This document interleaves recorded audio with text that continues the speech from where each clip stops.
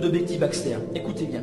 Le 24 août 1951, à 3 heures de l'après-midi, à Fairmont, aux États-Unis, eut lieu l'un des plus grands miracles de guérison des temps modernes.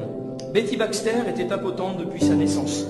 La déviation de sa colonne vertébrale était telle que la plupart des vertèbres étaient déplacées et s'entrechoquaient. Naturellement, un tel état entraîna la ruine de son système nerveux et s'accompagna d'autres troubles douloureux. Les fréquentes injections de morphine, faites dans le but de rendre les douleurs supportables, provoquèrent des troubles sérieux du cœur. Les crises cardiaques devinrent fréquentes et il s'y ajouta de continuels maux de reins. Ces troubles généralisés obligèrent le médecin à supprimer les drogues et il déclara à la mère « Voyez-vous, Madame Baxter, les injections deviennent inutiles. Elles n'apportent aucun soulagement à un corps qui s'y est habitué. » Alors s'ensuivirent des années de torture avec leurs nuits sombres et leurs journées de lente agonie. À l'âge de 12 ans, Betty fut renvoyée de l'hôpital comme incurable et rentra chez elle pour mourir. Le verdict du docteur sonna comme un glas aux oreilles du père effondré. « Monsieur Baxter, nous ne pourrons jamais débrouiller ce tas d'os dans le corps de Betty. Ramenez-la à la maison et qu'elle soit aussi heureuse que possible au milieu des siens. » De retour à la maison, après mon séjour à l'hôpital, déclarait Betty plus tard en témoignant, mon état de santé alla en s'empirant. Les souffrances du passé n'étaient rien en comparaison de celles que j'endurais après mon retour à la maison. Les douleurs agirent alors sur ma vue et me rendaient aveugle pendant des semaines, sourde pendant des semaines, puis brusquement incapable de parler. Ma langue enflait subitement et se paralysait. Je me sentais comme saisi par une puissance mauvaise qui cherchait à me faire mourir. Des grosseurs comme la moitié d'un œuf d'oie se formaient d'une extrémité à l'autre de la colonne vertébrale. À l'âge de 15 ans, son pauvre corps était tellement déformé que lorsque son père essayait de la tenir quelques instants debout, elle n'était pas plus haute que son petit frère de 4 ans. Ses bras étaient paralysés des épaules aux poignets, sa tête penchait en avant et son menton touchait sa poitrine. Elle était obligée d'aspirer l'eau à l'aide d'un petit tube car il lui était impossible de lever la tête. Un jour, et quel triste jour quand tout espoir semblait évanoui, le papa de Betty s'assit au bord de son lit et soulevant dans ses mains le frêle corps paralysé, de grosses larmes coulant sur ses joues, il dit à sa pauvre petite « Ma chérie, j'ai tout donné, j'ai tout dépensé, et même plus que ce que je n'avais afin de te voir guérie. Betty, ton papa est allé aussi loin qu'il a pu. Il n'y a plus d'espoir. » Puis il ajouta « Je ne crois pas que Jésus te laisse souffrir plus longtemps. Il te prendra avec lui dans l'endroit qui s'appelle le ciel. Quand tu y seras, veille pour voir tous ceux qui y arrivent. Un jour, Betty, tu verras arriver par la porte ton papa aussi. Ce ne sera pas long. Le docteur dit que tu partiras bientôt. » Cependant, à l'arrière-plan de ce sombre tableau brillaient 3 lumières. L'une, c'était la foi vivante de Madame Baxter, animée d'une confiance inébranlable dans la puissance, toujours la même de Jésus-Christ. Elle priait souvent avec Betty, lui répétant que Dieu était capable de guérir son corps. La seconde étoile dans ce ciel obscur d'une telle épreuve était la conversion de Betty. À l'âge de 9 ans, sous le ministère béni du pasteur de sa mère, Betty donna son cœur à Jésus et fut glorieusement sauvée. Dans sa joie enfantine, elle déclara au pasteur qu'un jour, elle deviendrait chrétienne évangéliste.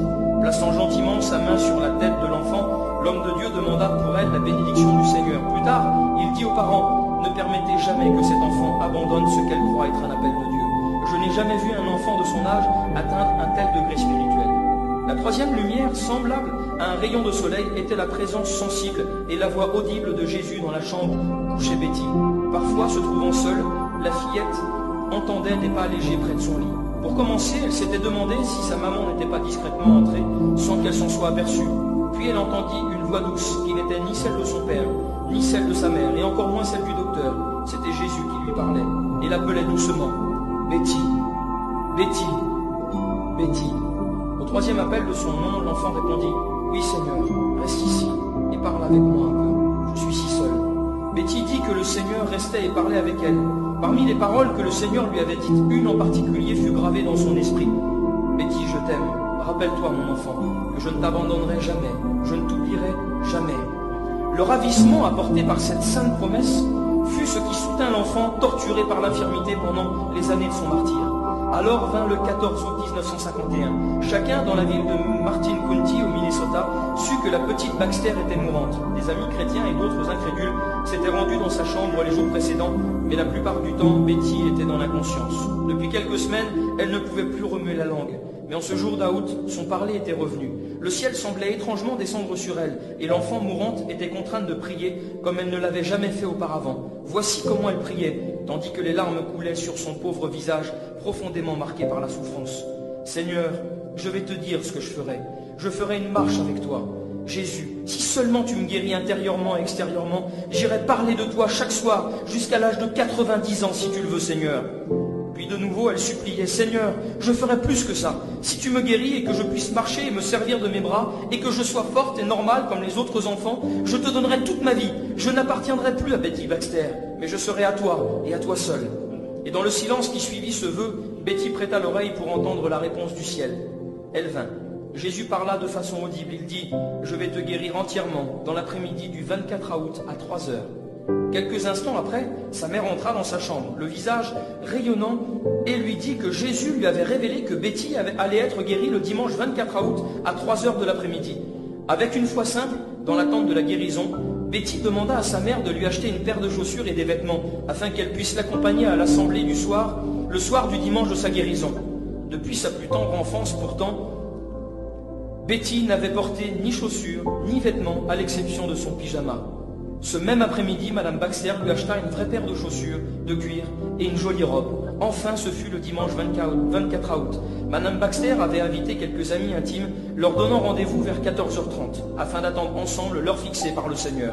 Le pasteur avait également été invité, mais éloigné par un voyage d'affaires à Chicago, il n'avait pu être présent. Les invités commencèrent à arriver vers 14h, donc une demi-heure avant l'heure fixée par Madame Baxter. Ils sentaient tous que quelque chose allait se passer, allait se produire cet après-midi-là. À 14h45, Madame Baxter transporta l'enfant impotente et déformé du lit dans un grand fauteuil et cala son frêle corps avec des oreillers. Puis Betty demanda aux assistants de se mettre en prière, ce qu'ils firent, tandis qu'on entendait les sanglots de la maman. Alors, Jésus vint dans la chambre. Il sembla à Betty qu'il vint dans un grand nuage blanc, comme de la laine. Ses cheveux tombaient sur ses épaules en vagues douces. Ses yeux si lumineux et doux regardaient l'enfant confiante. Les bras tendus, il s'avança vers elle et dit tendrement, « Betty, tu étais patiente et aimable. Je te promets maintenant la santé, la joie et le bonheur. » Alors le miracle s'accomplit. En l'espace de 10 secondes, Betty sentit des mains chaudes et vibrantes toucher son cœur, sa colonne vertébrale et son estomac. C'était comme un courant électrique traversant son corps. On entendit le craquement de ses os. Soudain, Betty se raidit, se dressa sur ses pieds et bondit hors de son fauteuil, complètement guérie. Courant vers sa mère, elle s'exclama, « Maman, regarde et vois, les bosses sont partis !» Très excitée, Madame Baxter fit courir ses mains de haut en bas vers la colonne vertébrale de sa fille et dit, « Oui, elles ont disparu, j'ai entendu les os craquer et se déplacer. Betty, tu es guérie, loué soit son nom !» Oui, Betty fut guérie parfaitement en 10 secondes. Ce même soir, habillée et chaussée à neuf, elle alla avec ses parents au Granada Gospel Tabernacle et témoigna aussitôt de sa guérison miraculeuse. Peu de temps après, 1000 personnes s'assemblèrent au High School Auditorium pour la voir et l'entendre raconter ce merveilleux récit. Le journal local publia en première page le récit de sa guérison. Aujourd'hui, Betty, devenue Madame Don't-Helt, mère d'un petit garçon, voyage avec son mari, pasteur évangéliste, dans toute l'Amérique pour répondre aux centaines d'invitations des églises. Des auditoires évalués quelquefois jusqu'à 14 000 personnes pendant un seul service viennent écouter le miracle de ce récit du XXe siècle. Il arrive que 300 à 500 personnes se donnent à Jésus pour le salut après avoir entendu le témoignage de Betty. Amen. Gloire à Dieu. Y a-t-il quelque chose d'étonnant ?